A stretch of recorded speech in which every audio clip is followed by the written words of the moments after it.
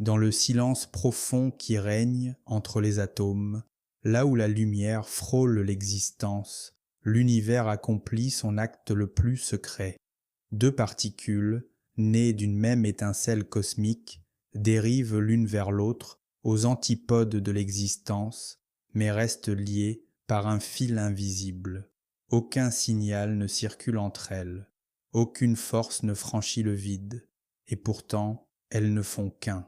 À travers l'abîme glacial du vide interstellaire, l'une se retourne et l'autre de façon impossible répond, sans délai, sans la vitesse de la lumière, instantanément, comme si la distance elle-même n'était qu'une illusion, comme si l'espace et le temps, les deux piliers de l'univers d'Einstein, n'étaient que des voiles dissimulant quelque chose de plus profond, d'étrange et d'indivisible.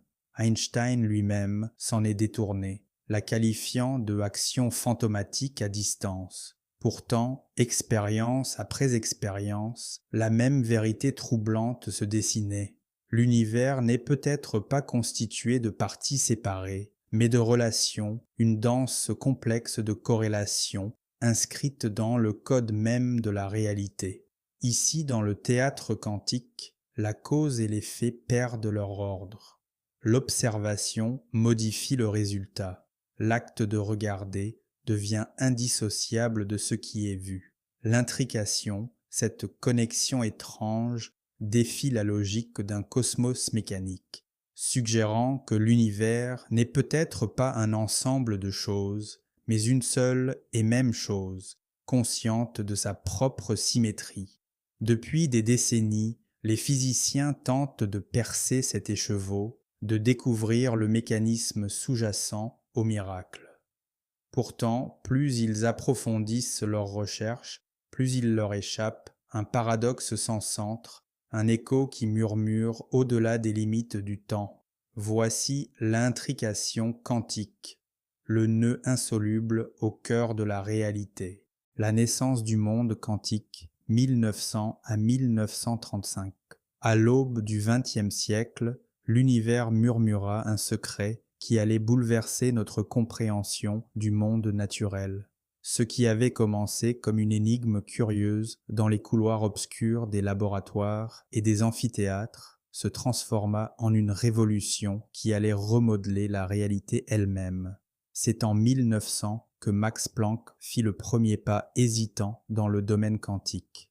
En quantifiant l'énergie, en affirmant qu'elle n'est pas continue, mais existe par paquets discrets et indivisibles, il ouvrit sans le savoir la porte à un monde qui défiait toute intuition. L'énergie, que l'on croyait autrefois s'écouler en fleuve lisse et infini, était désormais perçue comme des paquets discrets, les quanta. Mais alors même que l'élégance de la théorie de Planck restait incontestée, l'idée même semblait trahir la physique classique qui avait régné pendant des siècles. L'univers, semblait-il, n'était pas la machine prévisible et mécanique que nous avions cru. Elle recelait des couches cachées et mystérieuses que nous commencions à peine à entrevoir. Puis vint Albert Einstein en 1905 avec une théorie si radicale qu'elle désorienta même ses contemporains. Il proposa que la lumière elle-même, autrefois perçue comme une onde se propageant dans l'espace, était aussi composée de particules. Ces photons, affirmait-il, étaient les quanta mêmes de lumière. Son œuvre, d'une simplicité lumineuse, bouleversa une croyance profondément ancrée. La lumière ne pouvait être à la fois une onde et une particule, et pourtant, dans le monde quantique, elle l'était. Les lois classiques ne faisaient qu'aux plus lois, mais c'est Niels Bohr, quelques années plus tard, qui nous offrit un premier aperçu du véritable visage du monde quantique. Il reprit la théorie de Planck et l'intégra dans un cadre nouveau et élégant, établissant l'interprétation de Copenhague, un monde de probabilité, non de certitude. Dans l'univers de Bohr, l'issue de tout événement quantique n'était pas figée. L'observateur, au contraire, était inextricablement lié à la trame même de la réalité, façonnant l'événement qu'il cherchait à mesurer. Le monde quantique semblait-il, regorgeait de possibilités. Au fil des années 1920, la frontière autrefois si nette entre réalité classique et réalité quantique commença à s'estomper complètement. Werner Heisenberg et Erwin Schrödinger, grâce à leurs équations d'ondes et leurs principes d'indétermination, dévoilèrent les profonds mystères qui se cachaient sous la surface. La désormais célèbre expérience de pensée du chat vivant et mort révéla une logique étrange et paradoxale à la mécanique quantique, une logique qui défiait tous nos instincts, et en 1935, un article d'Einstein, Podolsky et Rosen jeta le doute sur la théorie quantique elle-même, arguant qu'il manquait quelque chose d'essentiel, que le monde quantique ne pouvait être complet. Pourtant, au cœur de cette tourmente, Schrödinger forgea un terme qui allait devenir la pierre angulaire de la théorie quantique, l'intrication. Un lien mystérieux entre les particules, transcendant les lois normales de l'espace et du temps. C'était comme si des particules quantiques, autrefois séparées par d'immenses distances, pouvaient instantanément communiquer entre elles, intriquées d'une manière qu'aucun esprit humain ne saurait pleinement comprendre. Ce fut la naissance du monde quantique. Un monde qui, bien que dissimulé sous des couches de mathématiques abstraites et d'étranges paradoxes, recèle le potentiel de dévoiler les vérités les plus profondes de notre existence, de l'expérience de pensée à la réalité. En 1935, un défi audacieux fut lancé à la jeune théorie quantique, un défi qui allait bouleverser le monde scientifique pendant des décennies.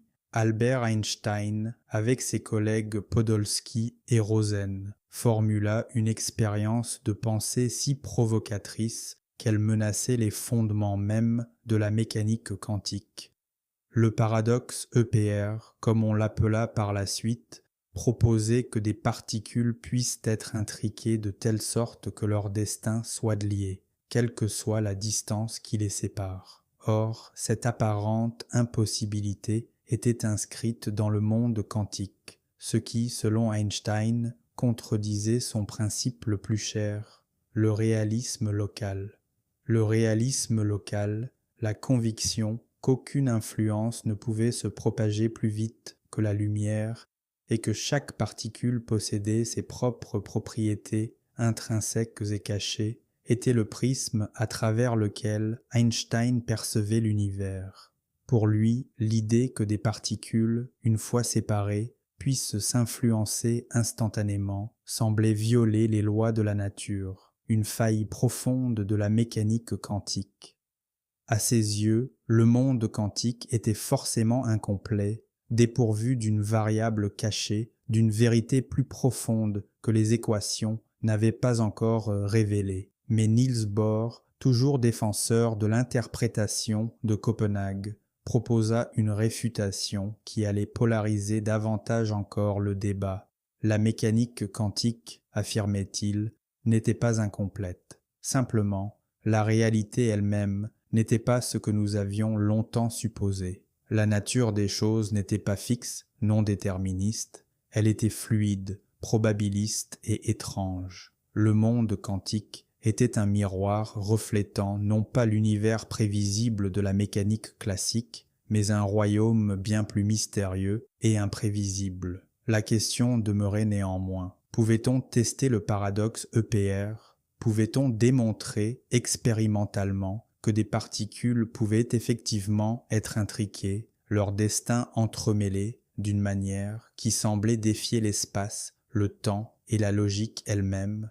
Pourtant, les outils des années 1930 et 1940 n'étaient pas adaptés pour sonder ces profonds mystères. La technologie de l'époque ne permettait pas encore d'observer les liens invisibles qui pouvaient relier les particules à travers l'immensité de l'espace.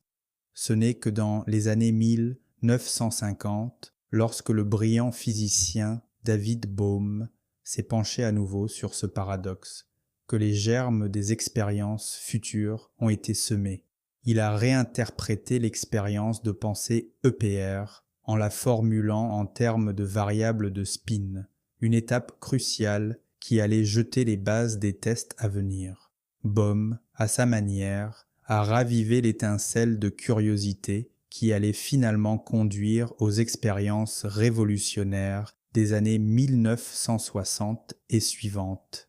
Mais pour l'heure, l'intrication restait un fantôme mathématique, une idée enfermée dans des équations, attendant le jour où elle se révélerait au monde. Le monde quantique, semblait-il, était en état d'hibernation, un mystère irrésolu, mais d'un potentiel si fascinant. Le décor était planté pour une révolution dans la compréhension. Le théorème de Bell et l'effondrement du réalisme local. En 1964, une tempête se préparait dans le monde de la physique.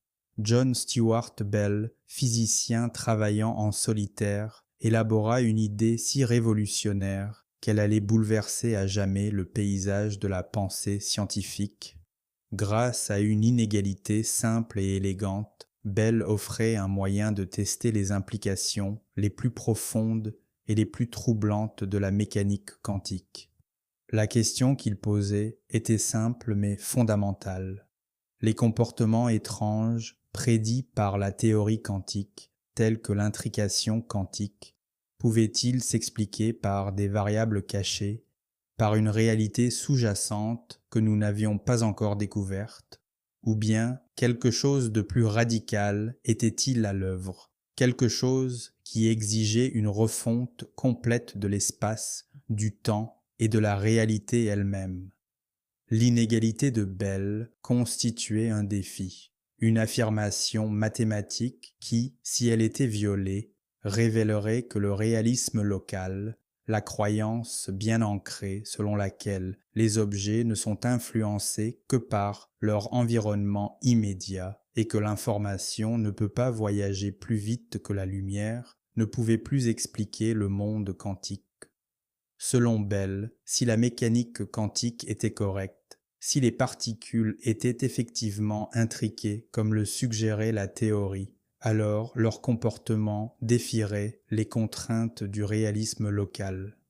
Il violerait son inégalité d'une manière qui rendrait obsolète la conception classique de la réalité. Les implications étaient stupéfiantes. Si l'inégalité était violée, cela confirmerait non seulement l'étrangeté de la mécanique quantique, mais anéantirait le cadre même de notre compréhension de l'univers depuis des siècles. Aucune variable cachée ne pouvait expliquer le phénomène. L'univers, semblait-il, n'était pas tel que nous le pensions. La localité elle-même devait être remise en question. L'espace et le temps ne pouvaient plus être les structures immuables que nous avions crues. Le théorème de Bell a transformé le débat d'une spéculation philosophique en un défi expérimental. C'était un appel à la mobilisation pour les physiciens. Si l'inégalité était violée, l'idée même d'un univers local et déterministe s'effondrerait. Que resterait-il à sa place? Une réalité où les particules pourraient communiquer instantanément, défiant la vitesse de la lumière, intriquées sur des distances qui semblaient se moquer de nos intuitions les plus fondamentales.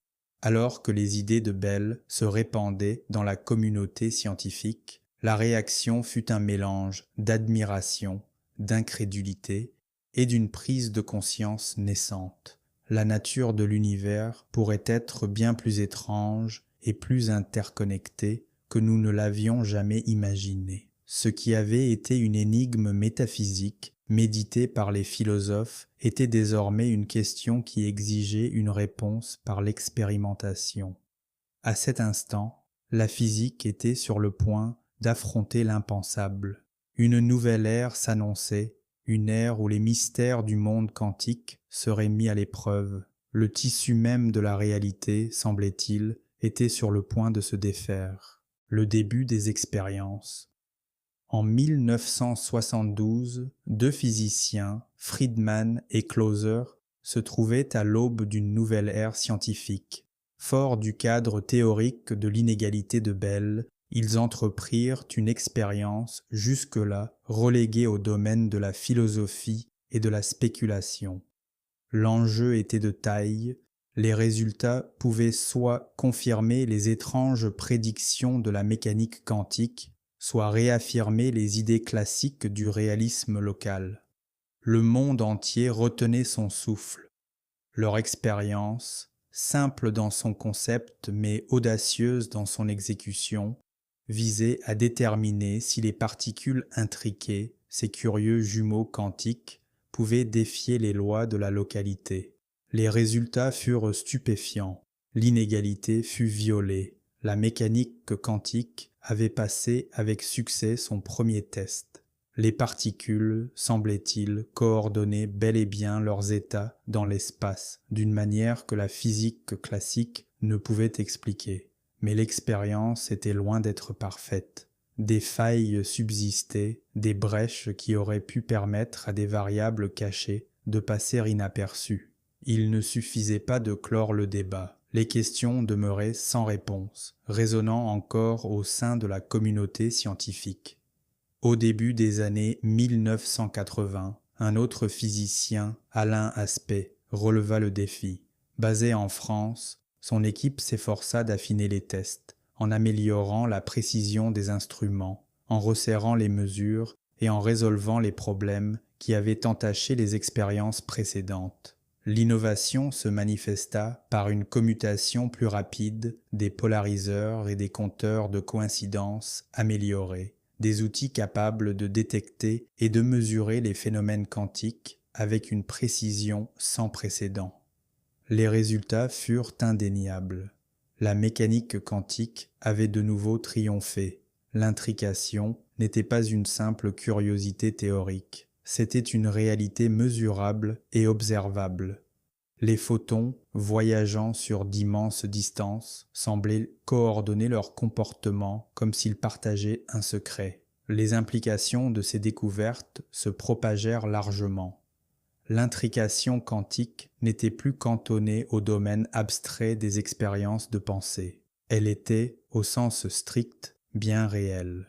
Mais à mesure que les données affluaient, une question lancinante se posait. Comment des particules, séparées par des distances inimaginables, pouvaient-elles savoir ce que l'autre allait faire? Existait-il un canal de communication caché entre elles, plus rapide que la lumière? Ou bien la réalité elle-même était-elle plus interconnectée que nous ne l'avions jamais cru? L'intrication n'était plus un simple concept, elle était devenue une composante indéniable de la nature, et sa découverte révéla une vérité troublante. L'univers, dans ses profondeurs, était bien plus étrange et mystérieux que quiconque ne l'avait imaginé.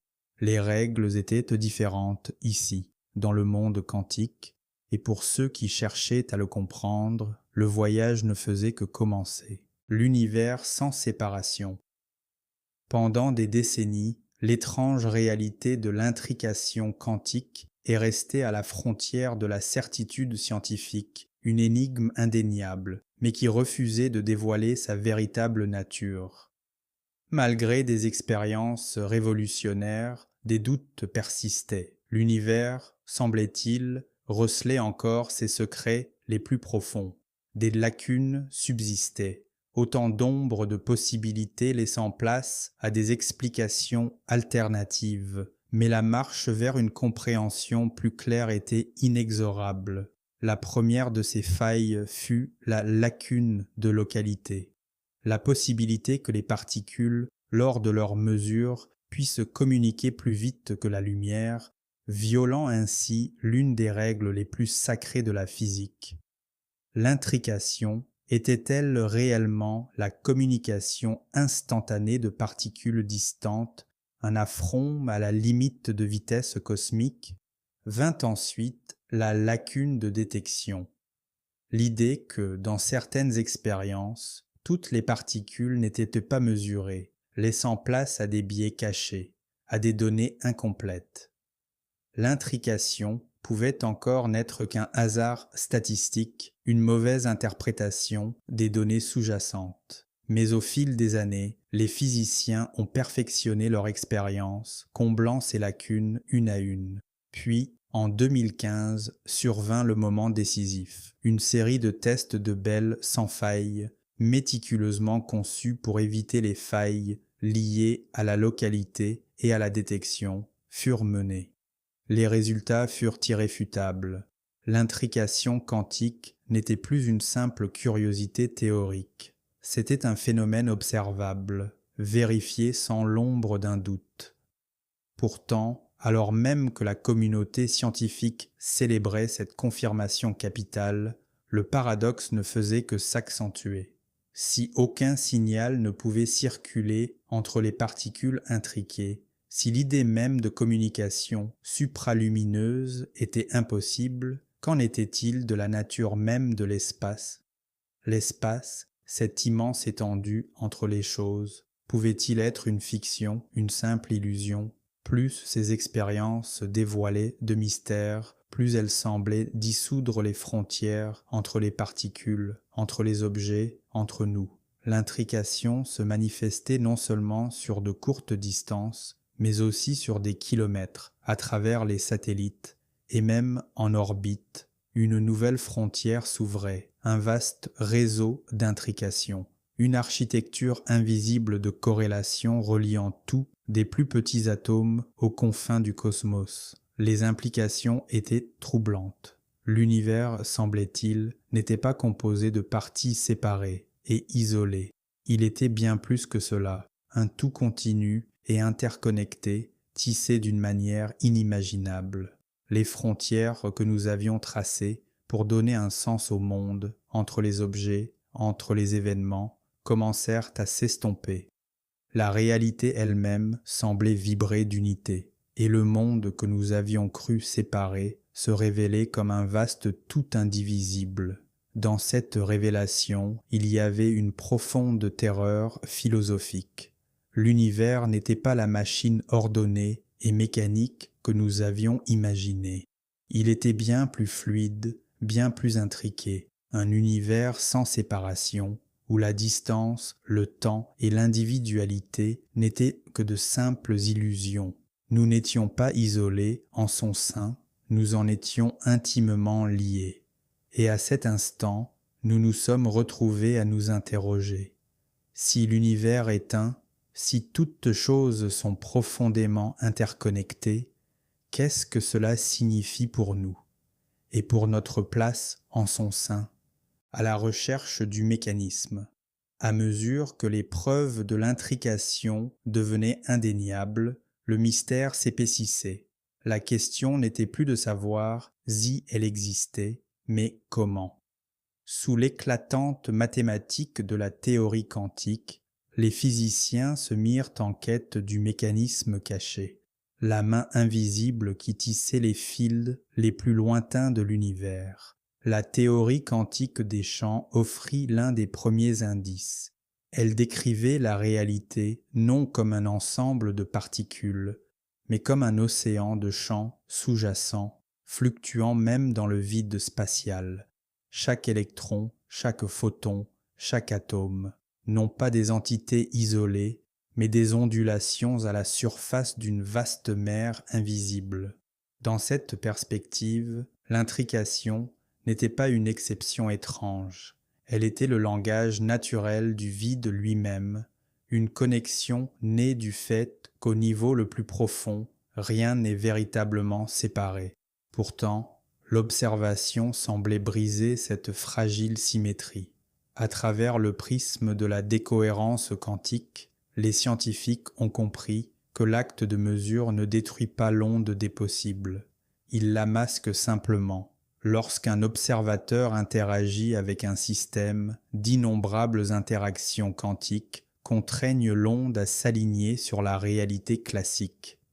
À cet instant, l'intrication semble s'effondrer, définissant ce que nous appelons réel. La frontière entre le possible et le réel est tracée, non par la nature, mais par l'observation elle-même. Pour d'autres, cette explication était insuffisante. L'interprétation des mondes multiples proposait qu'aucun effondrement ne se produise. Chaque choix quantique donnerait naissance à de nouveaux univers, divisant la réalité en d'innombrables mondes parallèles.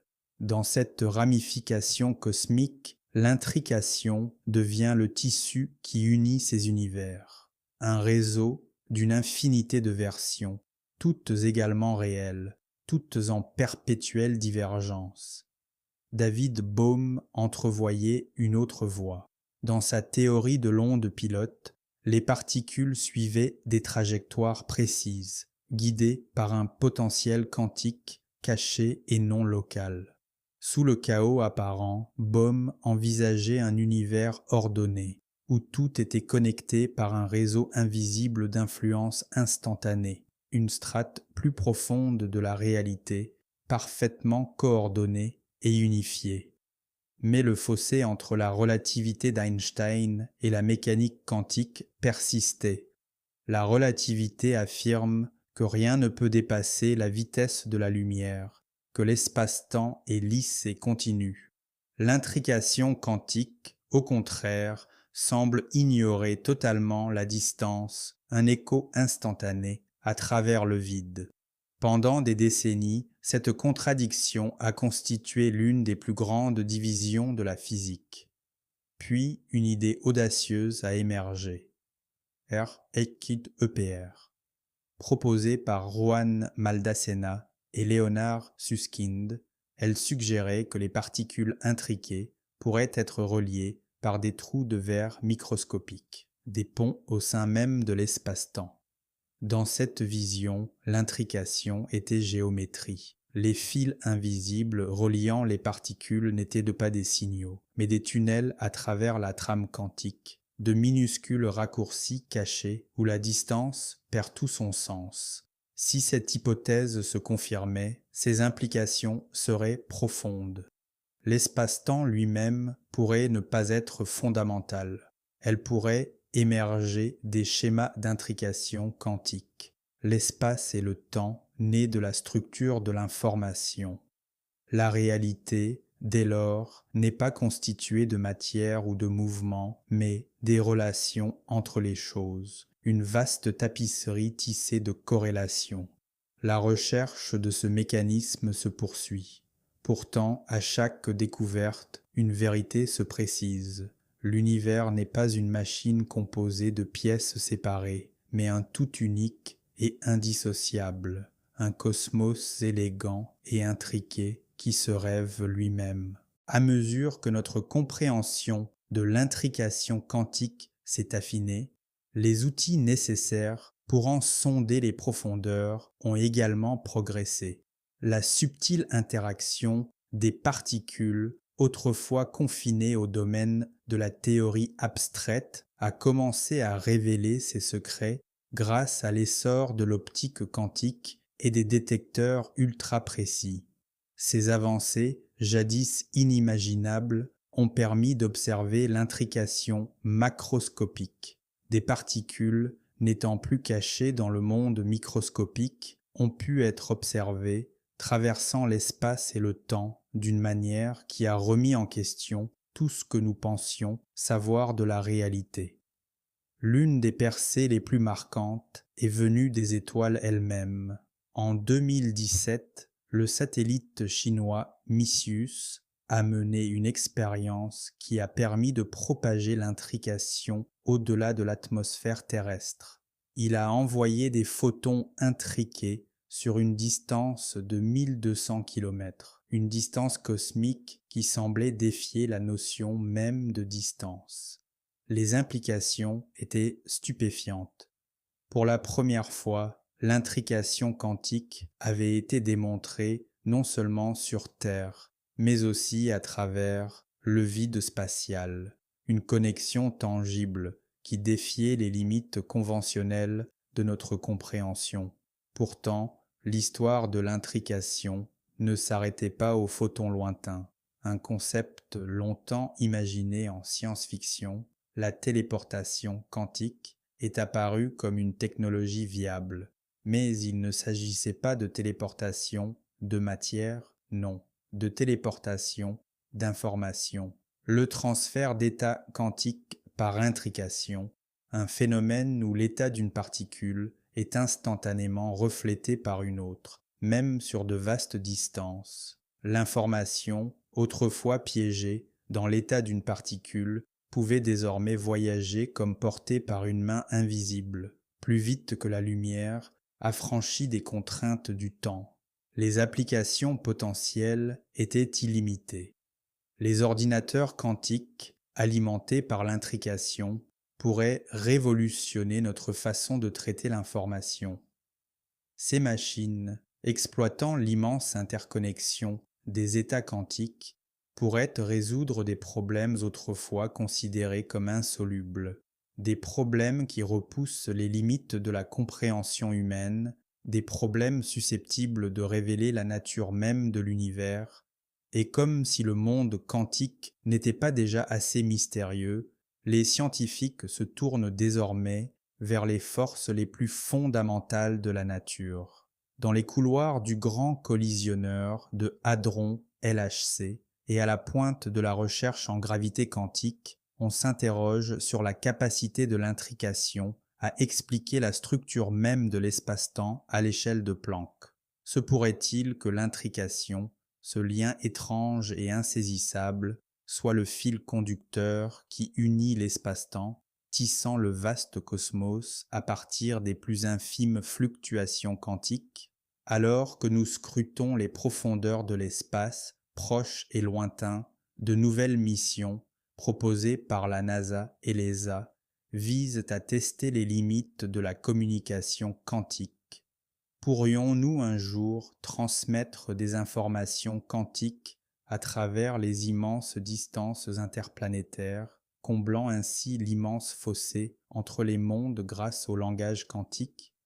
Ces questions, jadis considérées comme de simples chimères, sont désormais le domaine des esprits les plus ambitieux de notre époque. Les scientifiques sont aux frontières de la découverte, concevant des dispositifs et des expériences visant à sonder la réalité elle-même. Ils ne cherchent pas seulement à comprendre l'univers, mais à percer les lois fondamentales qui régissent l'existence.